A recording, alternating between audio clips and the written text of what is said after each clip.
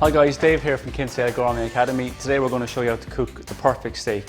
So we're going to start off, my favourite cut of steak to use is a ribeye steak. It's got a high fat content, which means extra flavour. So what I always do is take the meat out of the fridge for about 20 minutes to a half an hour before you cook it to bring it up to room temperature. It just means that you get a better finish on the steak instead of going directly from the fridge.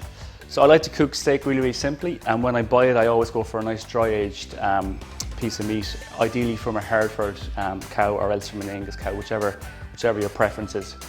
So all I simply do is preheat a non-stick pan, or you could do it on the barbecue. Some Maldon sea salt. So be quite generous with the salt. A lot of it will fall off when you're actually cooking in the pan, so don't worry about that. But you need a good bit of seasoning on it to give it a nice crunch and texture. Then we're just going to use some olive oil. Just a cheap olive oil, don't use an extra virgin olive oil because it'll burn quite easily. So a little bit of oil on both sides. And when you're cooking steak at home, you want your frying pan or your barbecue up full temperature because you want to get a really nice crust on the steak. So if you're cooking at home, open all the windows, turn off the smoke alarm, it's well worth it. So all we're going to do is drop it into a really hot pan, and you should hear a really good sizzle when it hits the pan. So you give it 2 minutes in the pan to get a really nice crispy crust. Then we're going to flip it over, and I'm going to show you a really cool trick to tell how your steak is cooked perfectly. So the steak's been in the pan about a minute or 2 minutes now, so we're going to lift it up, have a little look. And you can see a nice golden brown colour. We're going to look to get a little bit darker than that. So about another 30 seconds, and we're still on full whack here. So we can see we've got a really nice golden brown crust. So what we do now is you just flip the steak over,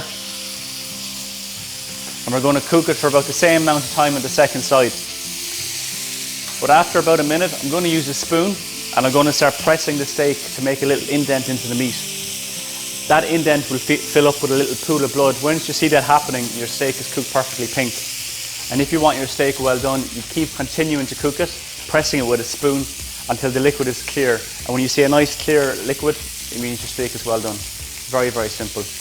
Also, if you want to enhance the flavours and give a bit more jazz to your steak, I've got some fresh rosemary here. I can just drop it in, and it's going to help flavour the oil, which in turn will flavour the steak.